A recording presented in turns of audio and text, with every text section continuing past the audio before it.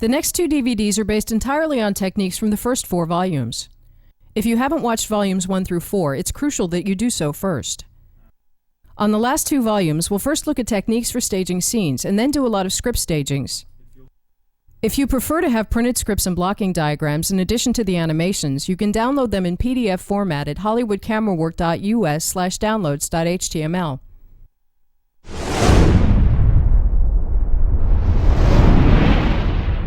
By now it's clear that the type of blocking we're working with in this course can't be improvised on the set, but has to be planned.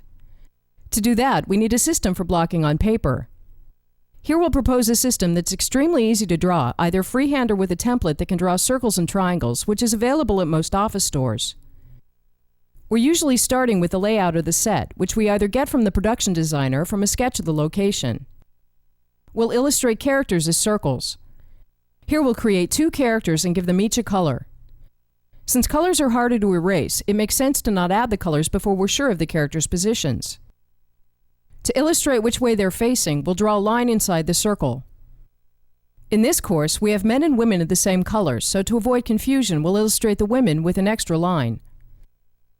We'll illustrate cameras as 2 sides of a triangle, showing the rough angle the camera is shooting. If this isn't over the shoulder, we'll add a matching reverse here. Next, we'll have the blue woman turn away from the red man. To show that, we'll simply draw another face inside the circle and an arrow to show the turn. To show character movement, we'll simply draw another circle in the new location and an arrow to show the movement. The arrow can be any color. Here we're drawing it the same color as the character for clarity. Drawing a separate character for each stop is the same as we did on Volume 2, and it makes managing the line phenomenally easier. To show tracking shots, we'll draw another camera over here and connect them with a line. We'll draw an arrow to show the direction of the track. This camera now starts in and over the shoulder and pulls ahead of her as she walks. We'll additionally add small dots to show each of the stops on the track. This is useful because if we have complicated panning while tracking, we might want to draw that as extra cameras on the track that function as guides instead of stops. Next, we'll have the man walk over here, so we'll again draw another circle and a line to show the walk. To cover that, we'll have the tracking camera pivot on the woman. The ending keyframe will be here, so we'll draw another camera on the track and add a dot for the stop. To show the move, we'll first of all draw a small arrow for the reuse of the track. Second, we'll write PIV for pivot. For very simple tracks, an arrow or 2 is enough to remember the order we mean to track between the keyframes in, but for very complicated tracks, it usually works better to write numbers by each stop. If we then return to the diagram in a month or 2, we can quickly get a picture of what we meant. Here's then what this test scene looks like. We start by cutting the dialogue between the characters. The key to blocking like this is that we're not trying to create a mathematically correct diagram or even a rigid plan that we have to follow to the letter. The plan just needs to be close enough, and we can make the final tweaks on the set or discover things we hadn't thought of. Here we reframe as the woman turns away from the man. As she walks, we pull ahead of her, trying to keep the man in the frame. Arriving by a small table. As the man walks to a second mark, we reuse the track for the pivot. Next, we'll look at illustrating panning, tilting, and booming. In this scene, the blue man walks over to the red man. To show a pan, we'll just draw the ending keyframe and an arrow into it, which is usually obvious enough to imply that there's a previous keyframe with the camera facing more to the left. For more specific pans, we can also draw each keyframe, but we naturally want to avoid drawing too many cameras on top of each other. Next, the red man walks past the red woman who's sitting in a chair. We want to move with him and hand off to the woman, ending in this keyframe, so we'll lay a track between the 2 extremes. Add an arrow to show the movement, and 2 dots to show the stops. But because she's sitting in a chair, we'll want to be low at the end. To illustrate the boom action, we'll write the elevation of the camera at each stop.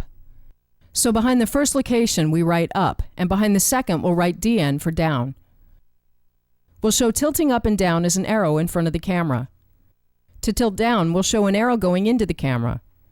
A good analogy is to see it as tilting towards the feet. To tilt up, we'll show an arrow going out and up. To tilt both up and down, we'll draw an arrow going both ways. To use this, let's have the blue man walk over to the woman. As he arrives, we want to tilt up, so we'll draw an arrow away from the camera. At the end, the blue man walks away, and we tilt down again, so we'll add another arrowhead pointing towards the camera. Let's first look at the camera movement. We start by panning into the first dialogue. Again, we'll just let the written blocking be close enough and make the final adjustments on the set. Here as the man walks, the diagram says to crane down during the track, but in reality we'll stay level with him for the first half, and then begin craning down halfway through the move. As the blue man steps in, we tilt up. As he leaves, we tilt down and end the scene on the woman. Since the track and dolly are the hardest to move around, we'll set up the shot so it's about right and then tweak the character's marks and even rearrange the set to perfect the framing. As we track with the red man and hand off to the woman, we might have found on our first run-through that the framing wasn't completely right. At this point, it's much easier to move her than it is to move the track. The blue man steps in and we tilt up. He leaves and we tilt down to end on the woman.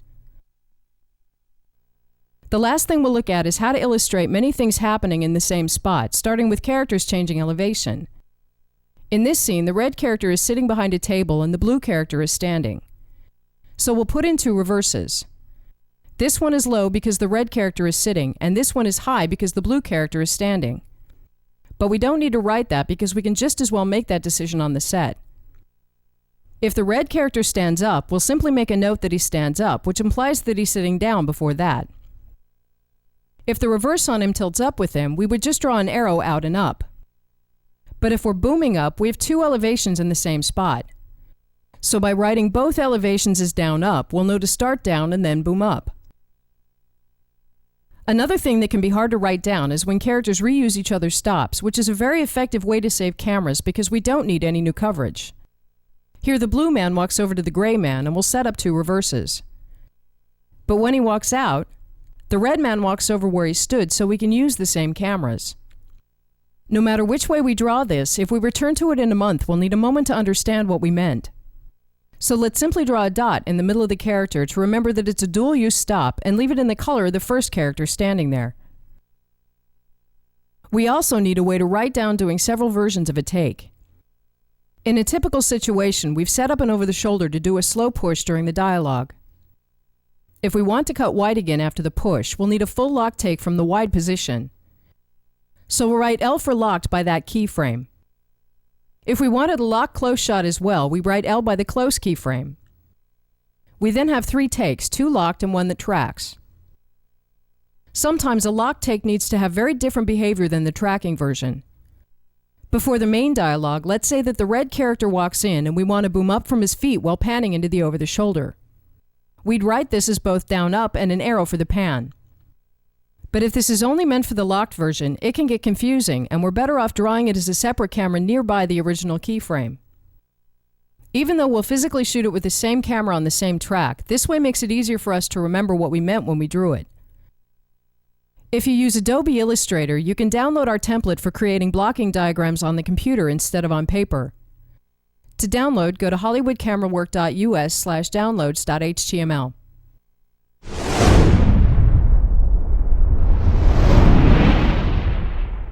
In this chapter, we'll create a checklist, or a way to attack scenes, which produces great results for the vast majority of scenes. Let's start by listing the steps and then go over them in more detail. Starting with finding stops and movement, finding moves and transitions, finding keyframes and deep staging, finding coverage, connecting keyframes, finding lead-ins and extensions, and coordinating foreground and background. This method is best for scenes that lend themselves to being covered in parallel and from several angles at once. If we're blocking a very sequential scene, for example a chase, we're better off with a more storyboarded approach and covering each bit of action as a separate shot. A crucial point regarding this checklist is that we're really doing all steps at the same time, each with an eye for the others, and not necessarily in order. The only exception is maybe the first step, which is finding stops and movement, because finding the basic action is usually the best place to start. In this scene, we'll assume that the script provides some hints about character positioning, first that the red woman and the gray man are having a conversation over a table. and that the red man is somewhere in the background. Besides that, we're on our own, which is where the motivations for character movement we looked at on Volume 2 become extremely useful. Let's say that the situation is very confrontational because the gray man is selling out on his partners. The subtext of the scene is that he's doing it because he's being blackmailed, so we want some shots where we get a private view of his facial expression to show his troubled feelings.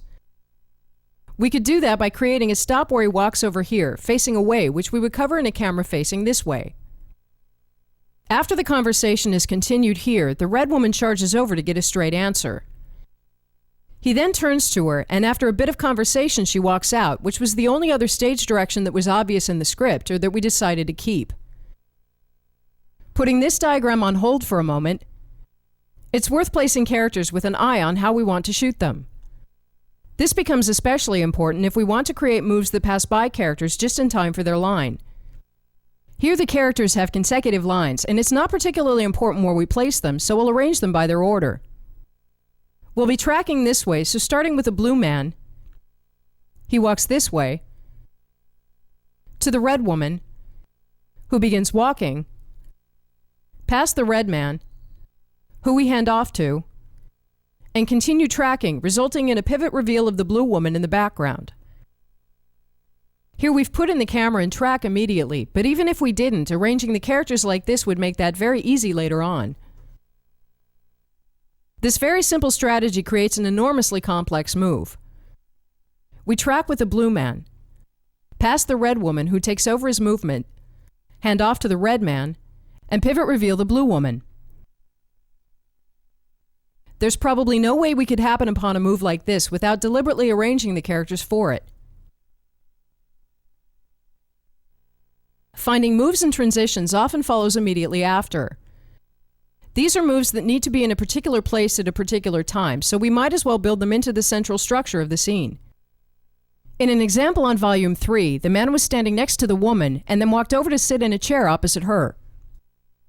The move we wanted tracked from one over the shoulder to another, so we put that in first, and built the scene around it by adding 2 reverses. These moves could just as easily come about as a consequence of connecting keyframes, but that's usually not how we get the idea. So it makes sense to simply put them in. Transitions are meant for shots that tell a specific story and that we can't leave to chance.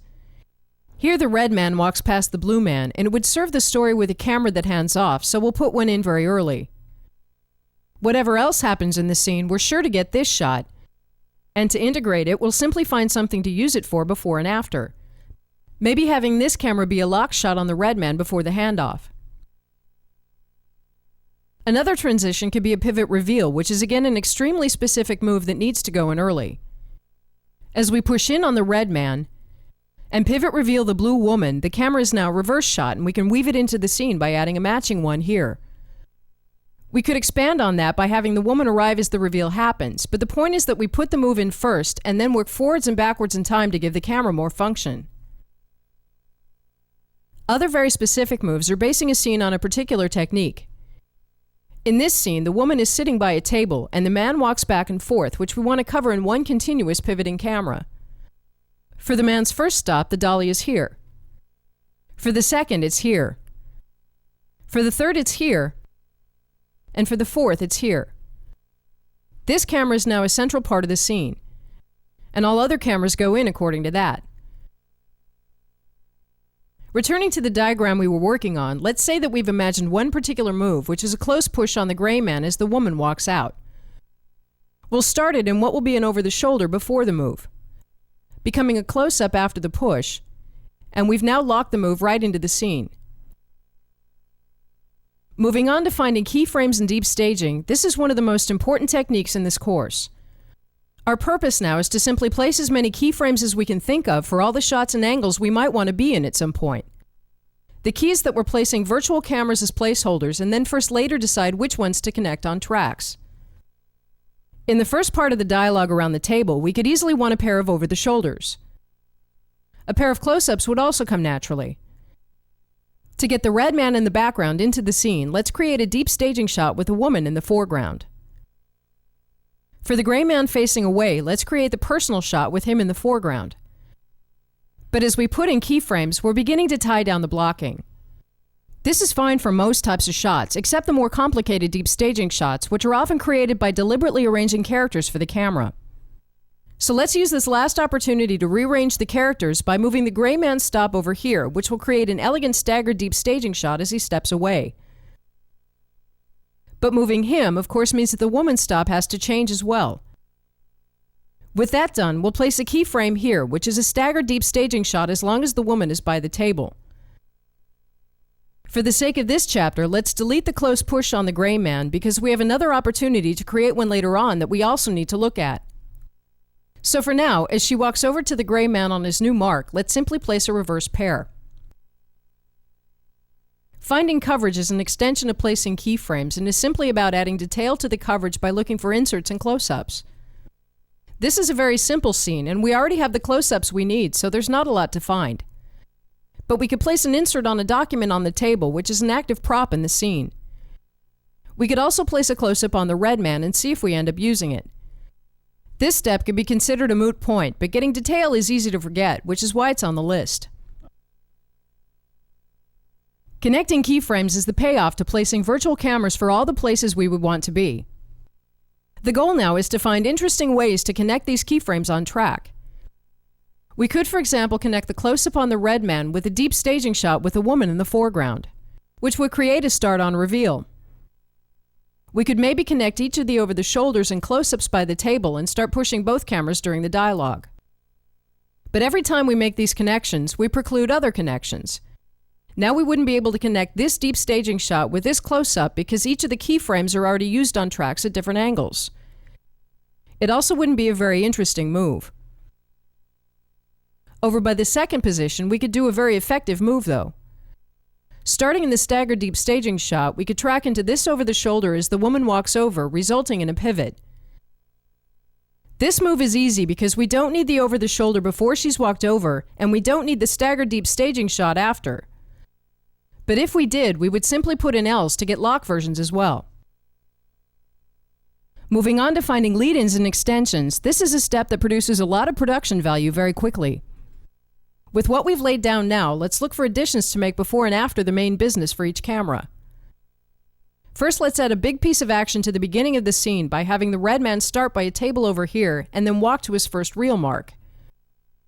We'll cover that starting in a keyframe here. And let's connect that to this deep staging shot, resulting in a move that starts away and tracks into a very deliberate framing. This will also produce a lot of parallax towards the end of the move as we track behind the red woman because the keyframes are on opposite sides of the line. Actually, let's add another lead-in by starting on the papers, then tilt up on the red man, and then track into the first real keyframe. At the end of the scene, let's recreate the close push on the gray man, this time as an extension, which is usually the better way to create a close push. So far, this camera's just been a locked reverse, but as the woman leaves, let's extend this camera by pushing in.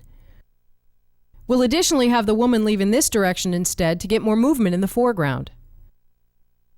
A final little thing we could do is by this camera, which is the over-the-shoulder on the gray man when they're by the table. Let's pan it as he walks away to get that covered. For this part of the scene, we can then cut between this camera, the staggered deep staging shot, and the tighter deep staging shot, which will allow us to cut fairly rich dialogue. The last step, which is again really done at any time during blocking, is coordinating foreground and background. Many foreground decisions can of course easily be made on the set, but the more we prepare, the easier it will be to give useful direction on the set. For the move in the beginning of the scene, we're tracking through a section of empty space, so this would be a good place to put in some foreground, maybe an extra. Coordinating background is more about decorating the framing by rearranging the set or placing extras and gaps in the frame. We have plenty of deep staging over here, but let's put in an extra in the background of this shot for one we have tilted up to create more depth. Before we go ahead and shoot it, one thing we might want to do is clean up by removing keyframes that ended up not serving a purpose. This is a short scene and we have plenty of coverage, so the close-up on the red man is maybe overkill. We can leave it in there and drop it if we go over time on the set, but let's just get rid of it permanently. The end result is a scene with 8 cameras, 5 locked and 3 of them tracking. It looks a little confusing when all the cameras are slapped on top of each other, but when we look at each of the cameras, their individual actions are fairly simple. The first camera we'll look at is the one that opens the scene. This camera started as simply a deep staging keyframe over by the woman, and everything we're doing in the beginning is a lead-in. Starting on the paper, up on the man with the extra in the background, and tracking over to the main keyframe, passing behind the other extra to get more parallax. Here the camera is simply a locked shot. After the man in the suit has walked away to be more private, the woman walks over as well. At some point, she would have to walk through the camera, which is where we'll cut. The lock cameras are simply reverses in two sizes and an insert on a piece of paper on the table. These will be easy to shoot, so let's move on to the only one of the cameras that has action, which is the over-the-shoulder on the man in the suit. As he walks away, we're panning with him to make sure we have that action covered. From this camera, we're probably cutting to the staggered deep staging shot, so let's look at that now. This camera is really just supposed to be locked in the deep staging shot until the woman walks over, at which point it pivots. But since we're cutting from a panning camera, let's also be moving in this camera to get a smoother cut. We'll do that by creating another lead-in. We'll create a prior keyframe with the track a little further to the left so that when the man walks over, we nudge slightly into the deep staging shot, almost like a timed master move. When the woman walks over, we pivot to follow her, ending in an over-the-shoulder that's useful for the remainder of the scene. The last camera is the matching reverse that could have been locked, but that we put on a track to do a close push as an extension at the end. So for the major part of this section, it's locked. And when the woman leaves, this time in front of the camera, we push in for reaction. In the following script stagings, we'll also look at the takes for each camera, but since this scene is just a demo, let's cut it together right away. So starting in the lead-in, we tilt up from the papers, then track with the man, behind the extra, ending in the smaller deep staging shot. An unexpected byproduct of the extra we place for parallax is that she also becomes part of a staggered deep staging shot here. Here we simply cut between the lock cameras, some of which are close-ups. If we want to bring the red men back into the scene, we still have this camera locked on a track. The man in the suit walks away, and we pan this over the shoulder and cut to what will become a staggered deep staging shot here. Here we'll cut dialogue between this camera, the closer deep staging shot, and the reverse, which is shooting the man from the back. Back in the staggered shot, the woman charges over and we pivot into an over-the-shoulder. The man turns to her and we continue the dialogue with the reverse, which is on a track for the close push coming up. The woman walks out, and we push in on the man for reaction. For the remaining part of the course, we'll now stage scenes to put everything together.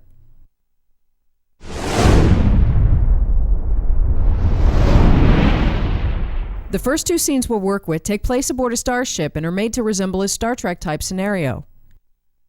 In this story, Captain Bradley, the Red Woman, was investigating a mysterious dark cloud that caused the death of a crew member, but was quickly ordered to assist in some boring and pointless negotiations, which she found very strange. In this scene, the captain is receiving a call from a colonel and is glad to be interrupted. The red man, Jeremy, is second in command, and the blue man outside the door is a guard ordered to prevent anyone from communicating outside the negotiating room. Let's do a read-through. On monitor, Colonel Stephen Boutel, an aging officer speaking from behind a desk. The transmission occasionally breaks up. No matter what we try, we're not getting through. It might just be the atmosphere, but I think we're being blocked. Pulling out from the monitor, we're in a small crew quarter. Jeremy picks up archaeological artifacts while he waits. A guard stands watch outside the door. Have you tracked down the cause of the explosion? It's inconclusive, but we also have a survey team missing below the planet's surface. I don't think this is a coincidence. Colonel, we can be at your position in less than a day. Are you trying to get out of those negotiations? Of course not. Anyway, you're not equipped for the sector. We are having some problems. What kind of problems? A strange phenomenon. This whole sector is engulfed in some sort of blackout. It's like the space just absorbs energy. Bradley and Jeremy become puzzled. We're using 35% of ship's power just for this transmission. Anyway, we need those logs. We'll send them. Good to hear from you again. Likewise. Patel out. The screen returns to a logo. Jeremy has walked over to the captain's desk. Bradley gets up. Send them the logs. Jeremy acknowledges. Overman, Sir? report to the mediator that I won't be able to attend the remaining negotiations. Urgent matters. Sir? Carry on, that's an order. The guard looks mystified, then leaves. Jeremy walks over to Bradley. Sir? How soon can we end this without ticking off the delegates? I want to stop by Sector 481 on our way to Rana 4. They are in different directions, sir. You don't say. I'll make the necessary preparations. Jeremy leaves. Bradley ponders her next move, then walks out.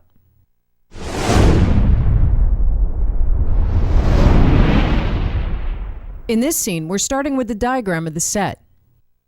The gray box here is the desk where the captain will sit, and the black line is the monitor where the colonel's transmission is shown. Bradley sits in the chair by the monitor. The gray square to the left is a table with artifacts which Jeremy will examine as he waits for the captain, so we'll place him here. That table could be anywhere, but we've put it here so Jeremy can be away from the captain's conversation and then walk over when it ends. The guard is outside the door for most of the scene. We'll probably have shots on both Jeremy and the captain, so we'll try to keep him in the background to help the spatial continuity. When Bradley is done with her conversation with the colonel, Jeremy walks over. Bradley stands up, then calls for the guard who walks into the room. She walks over to meet him. After a brief conversation, she dismisses the guard who leaves. Jeremy then walks over. We've placed the characters like this because we have an idea of being in a right-angle master as the captain talks to the guard. And when he leaves, we're framing to and over the shoulder for the dialogue with Jeremy. After their conversation here, Jeremy walks out. The captain stands for a moment to collect herself, then walks out as well. In this scene, there's some specific moves we want to get, but we'll generally cover it by first picking all the keyframes we want to be in, and then later deciding which ones to connect on track and which ones to leave as lock cameras. We'll probably want a wide shot or a master here. For the first half of the scene, this keyframe will cover the captain with a guard in the background. When Jeremy walks over, we would need a wider shot, so we'll place a wider keyframe here. This creates a line here, and all cameras for the first half of the scene need to be on this side of it. We'll also need a close-up on the monitor for the colonel, as well as a close-up on the captain. The script says that we're pulling out from the monitor, so we can either pull out into the wide keyframe, or we could track around from the monitor to the close-up on the captain, which could also be a good move. In each case, we would need to do a full lock take on the monitor as well for the colonel. When Jeremy is by the artifacts, we'll place a keyframe here. Like the wide masters, this keyframe has the guard in the background for spatial continuity. As Jeremy waits for the captain to finish the call, he picks up artifacts on the table. We'll shift up and down with his hand, so we'll put in both a pan arrow and a tilt arrow. When Jeremy walks to the captain, we could connect this keyframe with one of the wide masters and track with him as he walks. But for now, we just want to find out where we need to be. Let's prepare for a couple of specific moves we've imagined. During the captain's conversation with the colonel in the first half of the scene, there's an important beat as the colonel begins talking about a mysterious blackout. This is very puzzling to both the captain and Jeremy, and we want to do slow, close pushes on them both. For Jeremy, we'll put in a closer keyframe ready to be connected with track. Over by the captain, we'll want to push her close-up as well. This keyframe is already as close as it can get, so we'll put in a keyframe for the beginning. Another move we've imagined is that because Jeremy walks over to the captain just when the communication ends, we could create a transition from the monitor up on him. We already have the close-up on the monitor, so we could simply tilt up. But this would be a very steep tilt, so let's instead create a keyframe a little further back with an arrow to mark the tilt up. This keyframe will additionally have Jeremy in the background for the first half of the scene, which again helps the spatial continuity. The captain now stands up and calls for the guard. Here we've imagined another move. In a camera position right about here, we'd like to boom up with the captain and then track with her over to the dialogue by the door. But the starting keyframe is already supposed to be part of the close push on the captain. Here we would need either seriously bent track or a crab dolly. But apart from that, the push we want to do ends in this closer keyframe, so we'd have to do a separate take to track with the captain in the other direction. Let's instead split it up. We'll plan on making the close push a separate take, starting in a new keyframe here. We would then start wide and on the right beat begin pushing. In this keyframe, we're now free to boom up with the captain, which will create a good deal of parallax from Jeremy in the foreground. Again, as we track with the captain over to the guard, we'll get good parallax as we pass behind Jeremy. This move creates a new line here, and we wouldn't be able to cut to any of these cameras. But that's okay, because we won't need to go back. As the guard walks out, Jeremy walks over, we reframe as we originally planned, and we're now in an over the shoulder. That moves the line over here, so we'll add a matching reverse for the remaining dialogue. So let's connect these keyframes. We've already decided to connect these keyframes for the captain's walk. We've also pretty much decided to connect these for a close push on the captain. Over by the artifacts, where Jeremy starts, we can either go with a close push, or we can track with him in one of the wide masters over here as he walks to the desk. The latter is just a walk, and we really need the push, so we'll go with the first choice. For the pullout from the monitor, we'll then connect these three keyframes and start the scene by pulling out to the first stop. As Jeremy walks over, we'll pull even wider to open the space more. We'll cover the Colonel on the monitor through this lock camera, which transitions up on Jeremy as the conversation ends. So that's about it. One last thing we'll add is an extension at the very end of the scene where the captain and Jeremy have their last conversation. When Jeremy walks out, we could be in this camera, and then track around to in front of the captain for a more personal shot, after which she walks out too. Let's look at the takes. We have a total of 5 tracks and 1 lock camera. So let's go through the cameras one by one. Starting with the camera that pulls out from the monitor, we end in a shot that's wide enough for this part of the scene. Here we stay locked, and we leave this camera rolling as a cutting option. The last thing that happens in this camera is that we pull out when Jeremy walks over. Since we're tracking through the wall to get wide enough, this wall needs to be wild. From here and out, we're again locked. Since the Colonel on the monitor is shot as a separate element and corner pinned in, we'll simply match the speed of the pull to the length of his line. No matter what we try, we're not getting through. It might just be the atmosphere, but I think we're being blocked. Have you tracked down the cause of the explosion? It's inconclusive, but we also have a survey team missing below the planet's surface. I don't think this is a coincidence. Colonel, we can be at your position in less than a day. Here the dialogue goes on for a while, so we'll fast forward to the next time something happens in this camera. Anyway, we need those logs. We'll send them. Good to hear from you again. Likewise. Patel out. Send them the logs. Overman, Sir? report to the mediator that I won't be able to attend the remaining negotiations. Urgent matters. As soon as she walks, we'll be tracking in the camera behind Jeremy. That puts this camera on the wrong side of the line from here on out, so we'll cut. Jeremy has no dialogue in his close-up by the artifact, so we'll shoot it without sound. We only have to make sure to get 2 things. First, some general footage of Jeremy examining the artifacts. On a cue, which we can give verbally, we push in as he hears the Colonel talk about the disturbance. He then walks out of the shot and over to the captain, which is where the take ends. Like the master on the captain, this shot has the guard in the background for spatial continuity.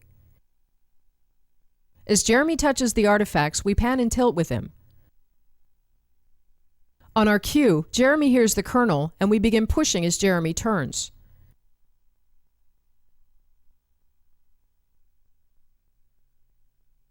Finally walking out of the frame and the take ends. For our main coverage of the kernel on the monitor, we're using this lock camera. Since the kernel is to be inserted in post and we can't see the captain's face, we'll again shoot this without sound. Let's do half a minute of the captain talking to the screen to get realistic body movement and then have Jeremy walk over. We tilt up as Jeremy arrives. From here on out, our coverage is better in the other cameras, so we'll cut. This camera is our main coverage on the captain while she's sitting. All the camera does is push in at a certain point. Have you tracked down the cause of the explosion? It's inconclusive, but we also have a survey team missing below the planet's surface. I don't think this is a coincidence. Colonel, we can be at your position in less than a day. Are you trying to get out of those negotiations? Of course not. Anyway, you're not equipped for this sector. We are having some problems. What kind of problems? A strange phenomenon. This whole sector is engulfed in some sort of blackout. It's like the space just absorbs energy. We're using 35% of ship's power just for this transmission.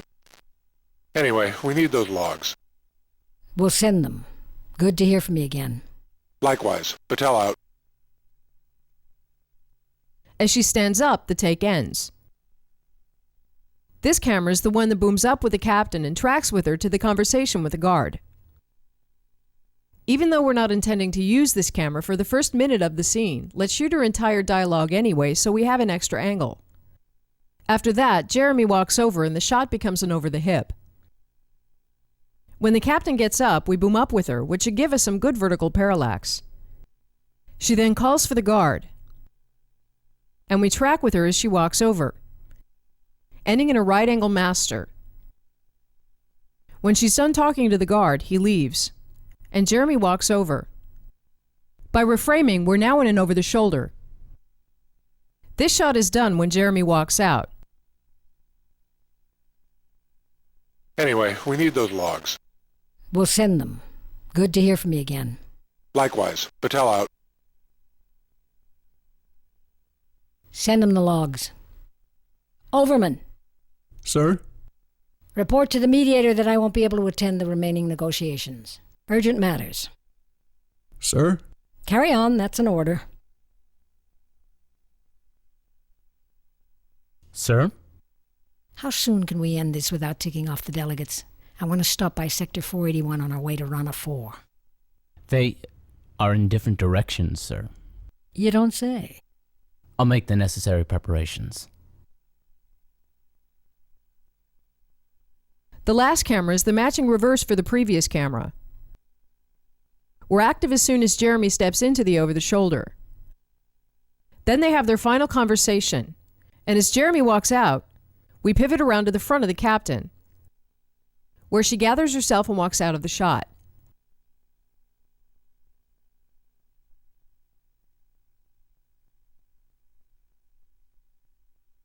Sir? How soon can we end this without ticking off the delegates? I want to stop by Sector 481 on our way to Rana 4. They are in different directions, sir. You don't say. I'll make the necessary preparations.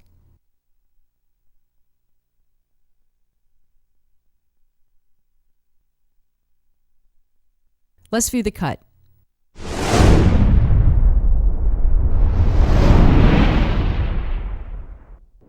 No matter what we try, we're not getting through. It might just be the atmosphere, but I think we're being blocked. Have you tracked down the cause of the explosion? It's inconclusive, but we also have a survey team missing below the planet's surface. I don't think this is a coincidence. Colonel, we can be at your position in less than a day. Are you trying to get out of those negotiations? Of course not. Anyway, you're not equipped for this sector. We are having some problems. What kind of problems? A strange phenomenon. This whole sector is engulfed in some sort of blackout. It's like the space just absorbs energy. We're using 35% of ship's power just for this transmission. Anyway, we need those logs. We'll send them. Good to hear from you again. Likewise. Battelle out. Send them the logs. Overman, Sir? report to the mediator that I won't be able to attend the remaining negotiations. Urgent matters. Sir? Carry on, that's an order. Sir? How soon can we end this without ticking off the delegates? I want to stop by Sector 481 on our way to Rana 4. They are in different directions, sir. You don't say. I'll make the necessary preparations.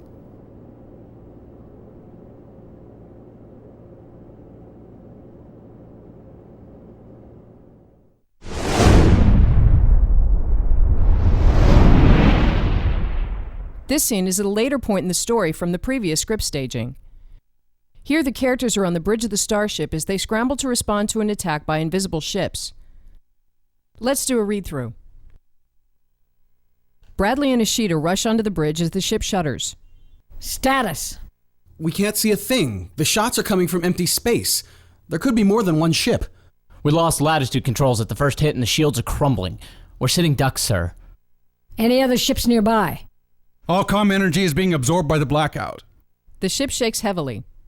John, prepare full spectrum neutron shells. All bays on my mark. But, sir, we've got nothing to aim for. I've reconfigured the forward grid to emit a stream of axion particles. By these readings, it should light up their shields. Do it. Ishida pushes the final button. On the view screen, 2 warships suddenly become visible. There they are. Locked and ready. Bradley steps forwards. Fire!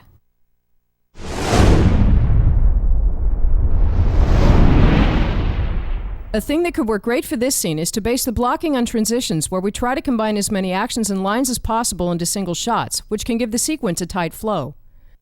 This is easiest to do if we can arrange the characters at will, which in this scene will be plausible because the situation is chaotic. Captain Bradley and Ishida start outside the automatic door. The captain rushes in and asks for a status report, after which Jonathan and Jeremy each have a line. Our goal is to create a track pulling with her this way and then pass by each of the characters for their lines. So we'll place Jonathan here. As soon as we're past Jonathan, Jeremy has a fairly long line, so we'll have him start here, checking a control panel, and then rush over to the center console as he talks.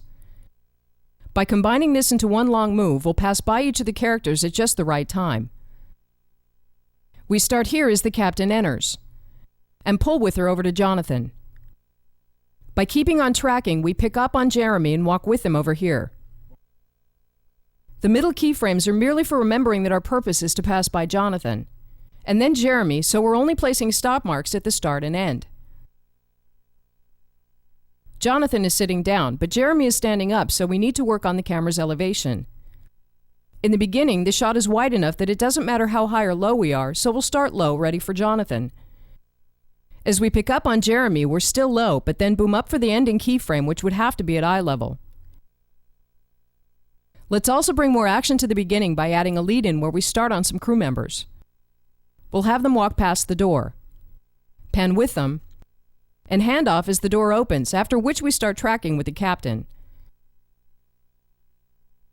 Next, we have some quick dialogue going between the captain and John. With the captain having ended up here, we'll put John by this control panel, which makes it possible to do some shifts or handoffs between them. We'll do this with a stationary camera placed here. Returning quickly to the script, the dialogue goes from the captain to John. Then the ship shakes, and the dialogue again goes from the captain to John. So we'll start the camera on the captain and shift to John. The ship shakes. For the captain's second line, we'll have her step forward as we pan back on her, which will be a step-in handoff. While she talks, we'll have her walk past John and hand off to him for his line. This series of moves will be easy to do, but the question is how to write it down. It would be nearly impossible to write anything by the camera that would make sense later, so let's instead write the camera action out by the characters. Starting by the captain, our first move is to shift over to John. Our second move is to pan back on the captain as she steps forward. Our third move is to hand off back to John. Next, we'll look at what happens to Ishida. She starts with the captain outside the door. By now, this area is getting crowded, so let's have her walk around to this area. Ishida has pulled off some technical magic to make the attacking ships visible, so for her line, we'll have her go from this terminal to this terminal as she lays in the programming. After that, the captain says, "Do it." It would first of all work well to converge with her as she moves from terminal to tense up the shot. But since the dialogue goes from her to the captain, we could also pivot reveal the captain at the end for a smooth transition. The move then starts here. As she walks to the other terminal, we converge. We continue moving, which will give us massive parallax in the background until we pivot reveal the captain behind her as she says, "Do it." After that, Ashita presses a button, so we'll shift down to the control panel, combining a lot of action into a single move. For the attacking ships flaring up on the view screen, we'll need to place an insert. As we end on Ashita and the captain, the line is here. And the next dialogue is over by Jeremy, which forces the insert in this area. To get as wide as possible, let's back out over the first line, which will come across as a pivot on Ashita. For the last 3 rapid-fire lines, let's keep the converging action going. The opening track ended on Jeremy, so we already have an angle on him.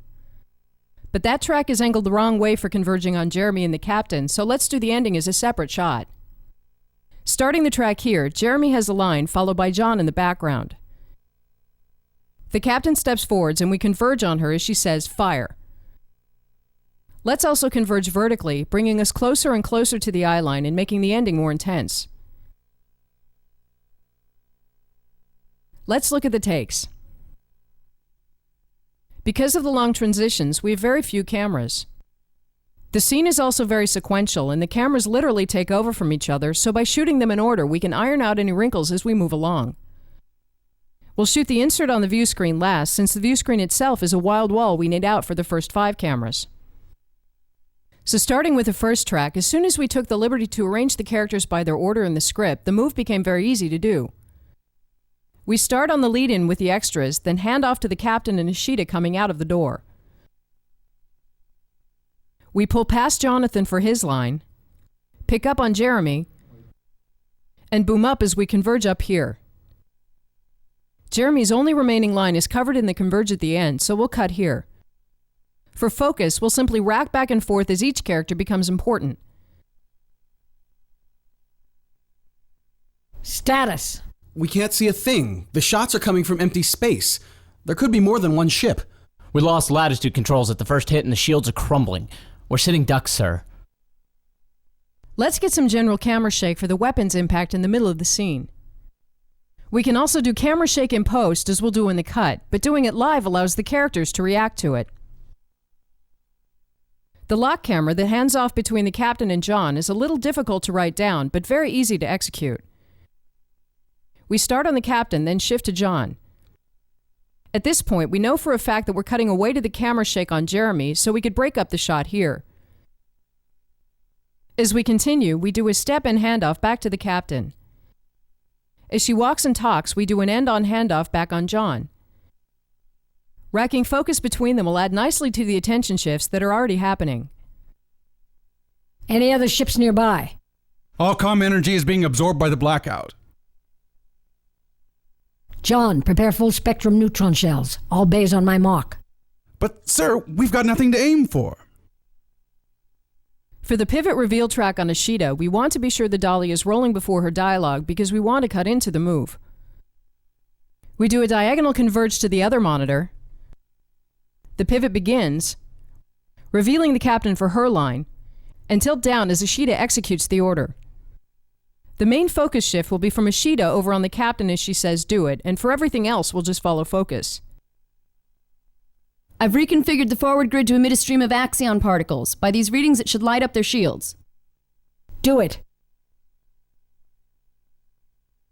Here we skip the view screen and do the converge at the end. Jeremy has a line, then John, ending by converging on the captain for her final order. There they are. Locked and ready. Fire! Finally, the view screen is a completely lock shot with no pan or tilt, so here we'll bring in the wild wall. It's always easiest to corner pin graphics in a completely locked camera. But since Ashita is overlapping the view screen, we depend on the screen being keyable. Otherwise, we need to move her more to the right. Let's view the cut.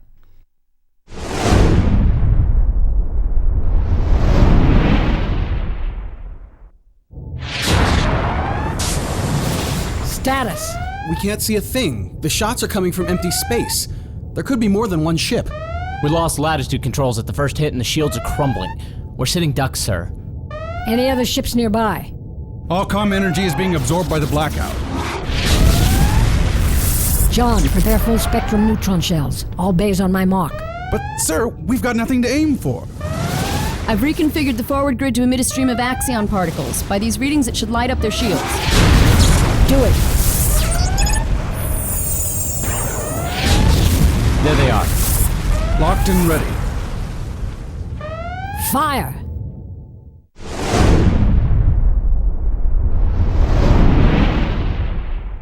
This scene takes place in a hospital. The backstory is that there have been over 15 mysterious patient deaths from infections, and all doctors have been quarantined and tested, but are now gradually being let back in. At this point in the story, it's clear that the people upstairs are looking for a scapegoat to blame the whole thing on, but we're also beginning to get the feeling that there's some sort of cover-up in progress. Henry, the blue man, is a little on the edge because he privately suspects that he might have caused one of the deaths, but knows for a fact that he couldn't have caused more. However, he's increasingly getting the feeling that someone is trying to frame him, and is very jumpy since he passed testing and is for now not a suspect. Let's do a read-through. Henry, dressed in scrubs, walks past the station guard into the ICU and approaches Solomon, who is preparing some instruments. Sol, they refused me at the door. You know, I was told to be here this morning and... Who refused you? Hoskin and Slater. Sorry, Henry. You know that Slater has the final word. But why? I passed all the tests. It's preposterous at this point to assume I pose any danger.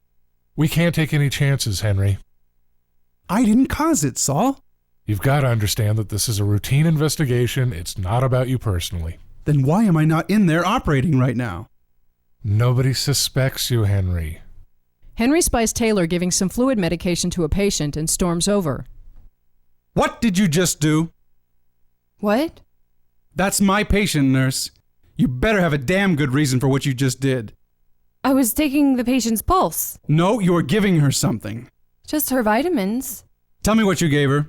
Nothing. Just the vitamins. Don't you dare lie to me. I saw the whole thing. Solomon enters. What is going on in here? Nothing, Dr. Solomon. I caught her giving something to my patient. Only vitamins, Dr. Solomon. Just the daily routine. Give me the bottle. Taylor gives him the bottle. Aha, no label. Henry races over to a pile of medical paperwork and digs through it, looking for the label. Henry. Henry finds a vitamin label. He gets up and slowly moves a couple of steps backwards. I'm sorry, I thought... Sorry, nurse, will you please excuse me? Henry turns around and leaves, embarrassed.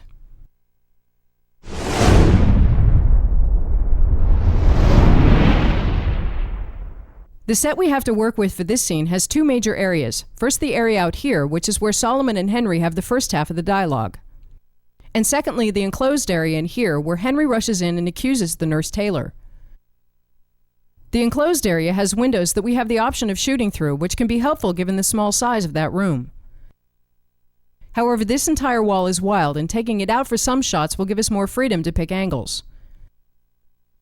This is a fairly small location, so it would be a good idea to do everything we can to maximize our use of depth. One way to do that would be to use wide-angle lenses. However, this is a tent scene, and we would create a more concentrated atmosphere with long lenses. So to get the feeling of depth, let's instead make it a goal to do as many deliberate deep staging shots as possible. Using a shallow depth of field and racking focus will also create more separation between depths. And we'll also try to shoot across as much space as possible, like shooting the enclosed area from out here. Shooting characters here with a door and hallway in the background, or shooting characters here with the outer room and hallway in the background. One particular deep staging shot that comes to mind is that for the first half of the scene, the nurse Taylor is tending to the patient, which is what Henry suddenly reacts to. If we place Solomon here, Henry here, and a camera here, we have an over-the-shoulder with her in the background before she's needed. So let's use that as an anchor and build the first half of the scene around it, starting with a matching reverse here. In the beginning, Henry rushes in from the hallway, past the guard and over to Solomon. Solomon's role is very indifferent, so let's have him stand at a right angle working with instruments and occasionally turn to Henry. Henry, on the other hand, would need some agitated movement, so let's create another stop he can walk to and from at least once. To cover that, we could pivot this camera to maintain an over the shoulder, and add a matching locked reverse over here. With a line moving between these two positions, we'll only be able to cut to this camera when the line has crossed it. And because this is not the main position for Henry, this will be a fairly short take. We also have some deep staging opportunities shooting towards the door. In the second pivot position, we automatically get the guard outside the door in the background in a staggered shot similar to the shot with Taylor in the background. In the first pivot position, we could do the same by adding another guard, which we're essentially just doing because we can. For covering Henry's entry, right now the first stop for the pivoting camera is here, set up for when he has arrived. We're actually better off starting in the second pivot position, and then pivot with him into the scene. But let's keep working backwards by adding a lead-in that gives us a moment to focus on Solomon before Henry walks in. If we start with Solomon here, and the camera framed away from the starting position, he can be working with some instruments as the script suggests. And then step to his first reel mark as we pan with him into the main keyframe, which will make it seem more like we just happened to catch Henry coming through the door. Let's actually add another lead into that. In Solomon's new starting position, we'll add some nurses and a control panel in the background. If he then starts outside the frame, we get some general ambience first. We get an attention shift as he steps in. Pan with him to the right just as Henry enters. Then pivot into the scene. Pivot again as he walks to his arbitrary stop. And back again, so that's 4 stops on this track so far. With that down, Henry sees Taylor giving something to the patient, which would make sense to get from this camera and rack focus as well. He then walks in, which would be most obvious to cover by extending the track much further, ending up in and over the shoulder through the window. We'll have to keep the track angle from the pivot because that section is so precisely adjusted that we better leave it, and moving slightly wider probably won't matter. Naturally, this move has more punch if we get some foreground. In the beginning, Solomon provides parallax like any object in a keyframe. After that, let's put in an IV. Then there's a wall. And on the table inside the first window, we'll place some microscopes. Between the windows, there's again a wall, and after that, we'll again put in various medical equipment. We'll place the last foreground in the left and right of the ending keyframe, so we're shooting through the gap in the middle. But let's look for a moment at shooting through the windows. In the angle we've picked, we'll basically be shooting our own reflection, and it would be hard to angle the shot enough that we can't see ourselves. One solution would be to simply lower the reflection either by lowering the overall light on our side or by using polarizers. But a foreground reflection will look great for this shot, and because it's the frontmost layer, it's actually so easy to add in post that it can often be done in the editing system.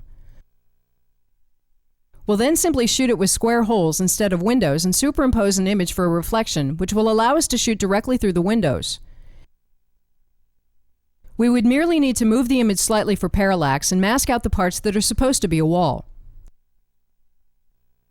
Inside the enclosed room, we have a stretch of dialogue between Henry and Taylor. There's basically no stage direction for this part, but it would diminish Henry's character to simply stand still at this point. So let's create some agitated movement of him walking over to the desk looking for something. And then over to Taylor as he wants to see the bottle. In the middle of this, Solomon enters to ask what's going on. And if we time Henry's first move to that, it would be very easy to hand off whichever camera covers Henry's walk over on Solomon. Besides that, let's do some pretty regular keyframe-based coverage and then expand on it with lead-ins and extensions. For the first half, we'll start with a couple of external reverses, which we're putting further back to use longer lenses for a tighter atmosphere. Although we'll probably shoot Taylor's cameras if it's from inside the room. We can do that without removing the wild wall because we're shooting the windows without glass and we'll do the reflections in post. When Henry has walked around to the table, let's put in a keyframe here, creating a shot with Taylor in the foreground. For their consecutive dialogue with Solomon, this will create a great opportunity for staying in the same shot and racking focus between them. When Henry walks over to Taylor, let's create a wider keyframe. These two last keyframes really both cover the same business, so let's go ahead and connect them into a track that simply opens a space as Henry walks over. In the first half, covered in the two external reverses, the dialogue is fairly intense and it might get a little static to be locked, so let's look for some ways to do slow pushes. This is easily done in Henry's camera, but the problem with doing this in Taylor's camera is that the other angle we have on her, which is the long track that's still rolling, can't push. Cutting between two cameras from the same angle with only one of them pushing could get a little odd. So let's just push Henry's camera, which could work because he's the most intense character. However, that also means that we're cutting between two reverses where only one of them is pushing, which could also get odd. We really have to both shoot it and cut it to find out if it works, so let's get a lock version of Henry's camera as well. With these cameras down, let's pick which camera does the handoff to Solomon. At the end of Henry's walk to the table, both his and Taylor's dialogue is with Solomon. And if we've handed off Henry's camera, we'll not only end up on the wrong side of both lines, Henry would also obscure Solomon and would ultimately need to walk through the camera as well.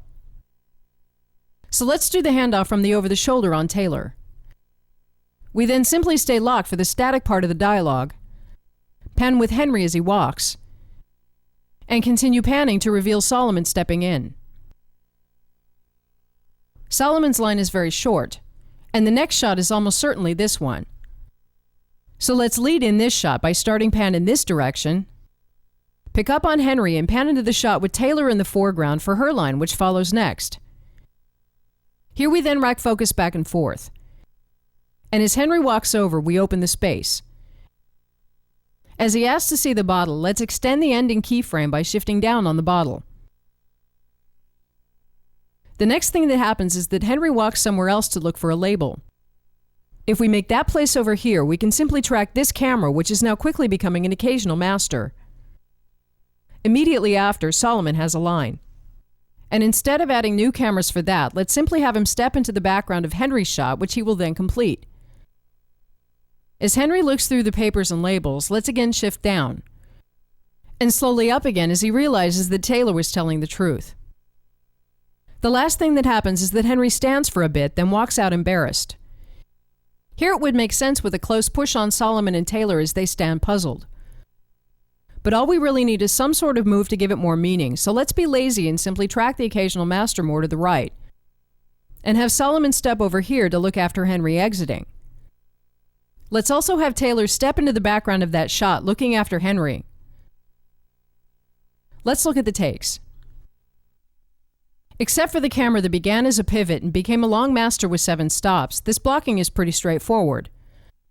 Most shots have the same flexibility in setting marks as in any other scene, except the deep staging shots in the first half, which all need to be framed extremely precisely.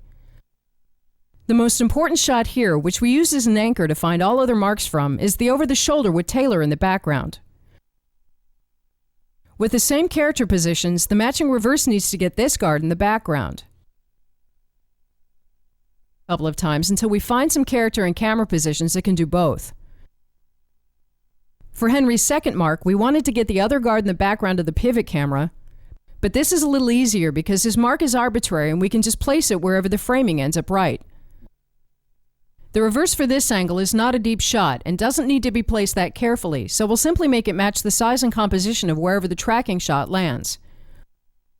Prior to Henry entering, we did the lead-in on Solomon to identify for a moment with him and to make the reveal of Henry more casual.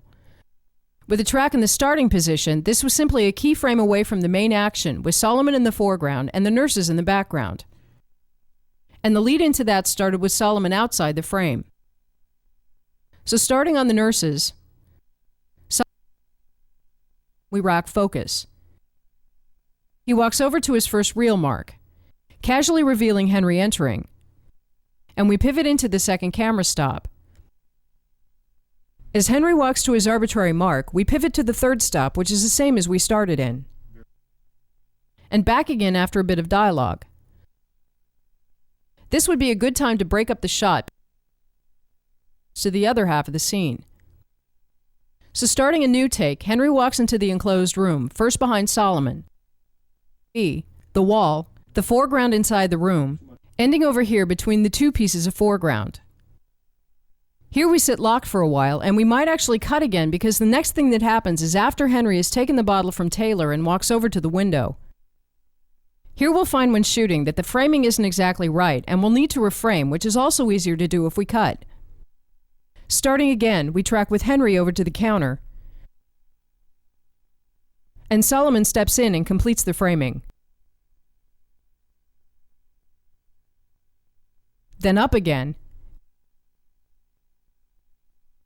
and Henry leaves, which we track as far to the right as we can get, while Taylor steps over and completes that framing.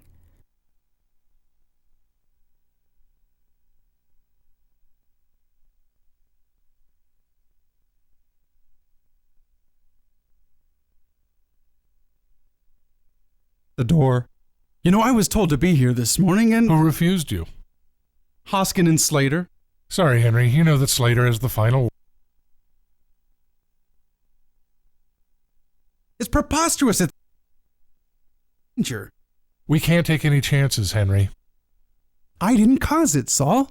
You've got to understand that this is a routine investigation. It's not about you personally. Thanks you, Henry. What did you... That's my patient.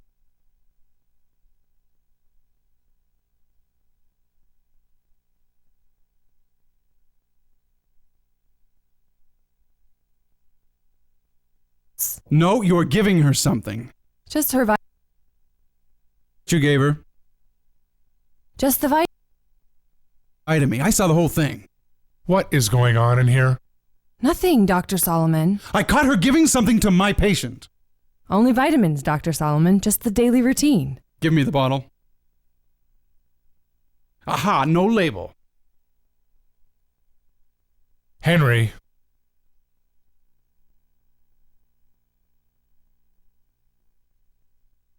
I'm sorry, I thought...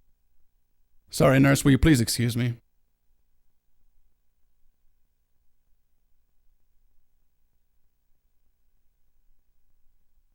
Back at the beginning, let's quickly look at the two matching reverses. The first one was the anchor with Taylor in the background. We'll keep focus on Solomon, but rack focus to Taylor while Solomon does his last line. The dialogue is the same as before, and you may want to fast forward after a while. Saul, they refused me at the door. You know, I was told to be here this morning and... Who refused you? Hoskin and Slater. Sorry, Henry. You know that Slater is the final word. But why? I passed all the tests. It's preposterous at this point to assume I pose any danger. We can't take any chances, Henry. I didn't cause it, Saul. You've got to understand that this is a routine investigation. It's not about you personally. Then why am I not in there operating right now? Nobody suspects you, Henry. What did you just do? The other lock reverse is just to fill in while the line is on the second stop, so this is a very short take. To create more depth, let's decorate the background with some consoles. Sorry, Henry. You know that Slater is the final word. But why? I passed all the tests. It's preposterous at this point to assume I pose any danger. We can't take any chances, Henry. I didn't cause it, Saul. You've got to understand that this is a routine investigation. It's not about you personally. Over in the second half of the scene, the next camera is the over-the-shoulder on Taylor. This camera simply stays locked for the main part and pans with Henry as he walks around to the table, handing off to Solomon. What did you just do? What? That's my patient, nurse. You better have a damn good reason for what you just did. I was taking the patient's pulse. No, you were giving her something. Just her vitamins. Tell me what you gave her. Nothing. Just the vitamins. Don't you dare lie to me. I saw the whole thing. What is going on in here? Nothing, Dr. Solomon. I caught her giving something to my patient. The over-the-shoulder on Henry is simply a slow push for the duration of his dialogue here. For this shot, we'll want some real glass in the windows because adding reflections in the background would be much more difficult than it was in the foreground. For this angle, we plan to do a lock take as well, but let's skip that and only do the push. However, let's do a slow one in case it doesn't work so well. What did you just do? What? That's my patient, nurse. You better have a damn good reason for what you just did. I was taking the patient's pulse. No, you were giving her something. Just her vitamins. Tell me what you gave her. Nothing. Just the vitamins. Don't you dare lie to me. I saw the whole thing. What is going on in here? The last camera is the closer shot on Taylor with Henry in the background. We're doing this one last because we need to get the wild wall out. This camera starts away from the main keyframe, picks up on Henry, pans into the deep stop where it racks focus between them for their lines. When Henry walks over, we open the space, and then shift down on the bottle. What is going on in here? Nothing, Dr. Solomon. I caught her giving something to my patient. Only vitamins, Dr. Solomon. Just the daily routine. Give me the bottle. Aha, no label. Let's view the cut. Paging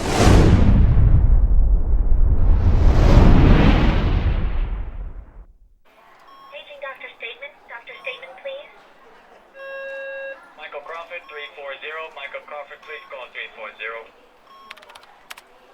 Saul, they refused me at the door. You know, I was told to be here this morning and... Who refused you? Hoskin and Slater. Sorry, Henry. You know that Slater has the final word. But why? I passed all the tests. It's preposterous at this point to assume I pose any danger. We can't take any chances, Henry. I didn't cause it, Saul. You've got to understand that this is a routine investigation. It's not about you personally. Then why am I not in there operating right now? Nobody suspects you, Henry. What did you just do? What? That's my patient, nurse. You better have a damn good reason for what you just did. I was taking the patient's pulse. No, you were giving her something. Just her vitamins. Tell me what you gave her. Nothing. Just the vitamins. Don't you dare lie to me. I saw the whole thing. What is going on in here? Nothing, Dr. Solomon. I caught her giving something to my patient. Only vitamins, Dr. Solomon. Just the daily routine. Give me the bottle. Aha, no label. Henry.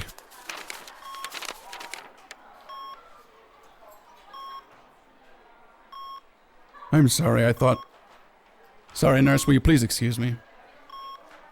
Dr. Forrest, dial 118, please. Dr. Forrest, please dial